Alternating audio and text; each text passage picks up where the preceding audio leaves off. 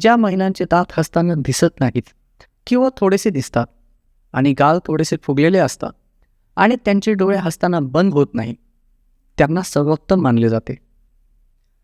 स्त्रीचे शरीर थरथरत असताना हसणे खूप वाईट आणि अश्लील मानले जाते. ज्या स्त्रीच्या डोळ्यांचे कोपरे लाल आणि डोळ्यातील बुबुळे काळी असतात, अशी स्त्री शुभ मानली जाते. मधाच्या रंगासारखे डोळे असलेल्या स्त्रीला संपत्ती आणि समृद्धीचा आशीर्वाद मिळतात. निळे डोळे असलेल्या महिला सौम्य आणि मृदू स्वभावाच्या असतात.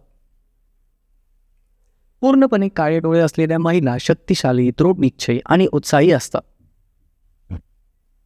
कबुतरासारखे डोळे असलेल्या महिलांचा स्वभाव वाईट असतो.